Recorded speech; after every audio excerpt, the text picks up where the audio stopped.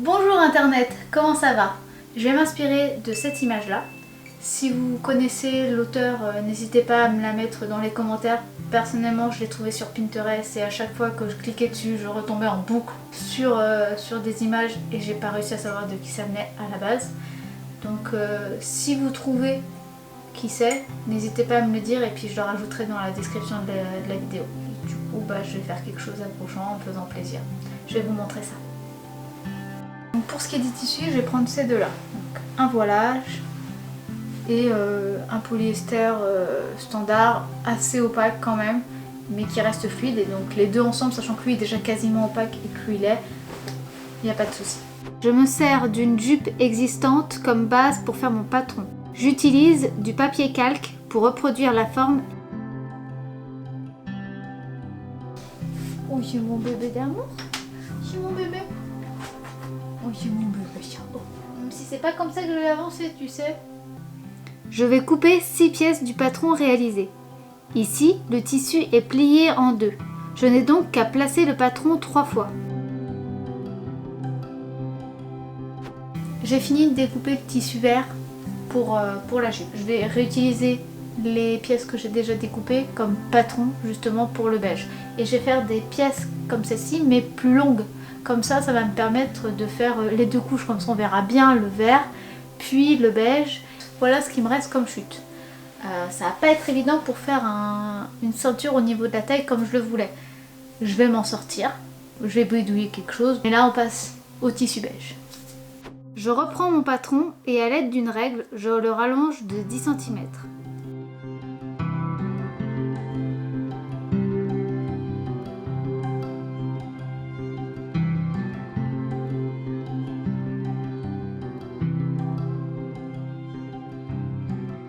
J'ai fini de tout couper.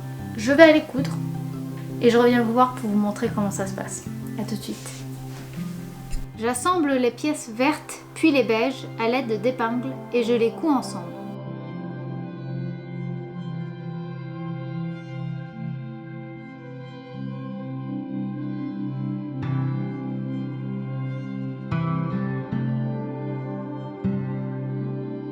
Je fais un point zigzag ensuite pour sécuriser la couture. Deuxième jour. Hier j'ai réussi à faire le patron, découper toutes les pièces, les assembler ensemble et les coudre. Maintenant je vais me mettre à assembler donc la partie verte avec la partie beige en mettant la partie beige à l'intérieur puisque c'est une sorte de doublure. Mais comme je veux qu'elle soit un petit peu visible en dessous, je vais mettre les coutures à l'intérieur qui seront visibles pour moi comme si il n'y avait pas de doublure en fait. Et puis il faudra que je fasse l'ourlet et que je mette la ceinture. Par contre, ayant voulu m'amuser à modifier, à créer un patron même je dirais, j'ai voulu truander les règles de couture pour ne pas galérer sur mon ourlet, mais ça marche pas comme ça. Donc ça a fait une pointe entre chaque, une pointe un peu plus basse que le reste de la longueur des pièces. Et il va falloir que j'utilise un perroquet pour arrondir tout ça et faire quelque chose d'uniforme. Mais ce n'est pas grave, ça reste pas très grave, ça se rattrape et puis voilà. Donc on y va. Suivez-moi.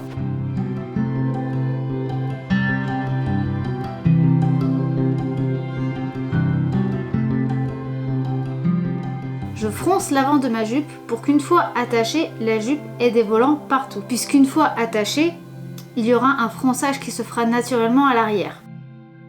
Je vais donc m'attaquer à la ceinture de ma jupe. Elle sera donc en beige. Je sais pas pourquoi j'étais partie sur du vert, mais clairement sur la photo c'était du beige.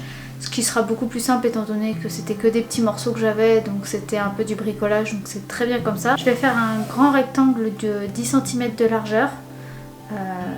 Ça va me permettre, quand je le plierai en deux, d'avoir 5 cm. Hop. Hop. Hop, ça fera une bande à peu près large comme ça. Qu'on mettra ici comme ça. Voilà. Je place la bande pour la ceinture sur la jupe. Je laisse dépasser le reste de la longueur de la ceinture de chaque côté, qui serviront à faire le nœud. Je laisse 2 pièces de la jupe au centre du dos sans fixer la ceinture, qui serviront à être froncées et à laisser l'espace pour pouvoir passer la jupe. Je traite ma ceinture comme un biais.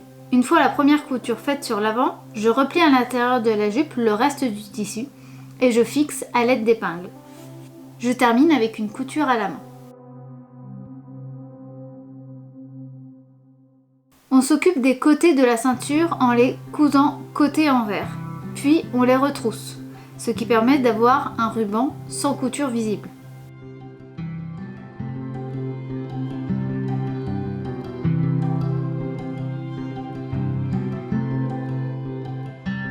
Je crée un biais dans une chute de tissu vert pour cacher les coutures sur les 2 pièces arrière de la jupe.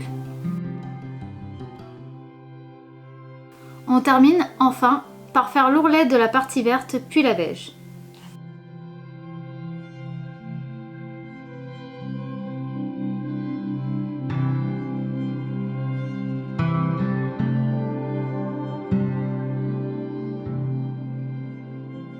Voilà, je l'ai fini. J'ai fait en sorte qu'elle reste quand même suffisamment large pour pouvoir passer au niveau de la taille. Il me reste juste à la repasser parce qu'on voit bien que là pour l'instant c'est encore un peu bombé. L'ourlet il virille un petit peu. Donc il faut juste que je repasse pour enlever déjà le froissement qu'il y a sur le tissu et les coutures pour bien tout fixer. Mais en soi elle est faite. Donc je vais repasser tout ça et je fais une petite séance vidéo pour que vous voyez le résultat.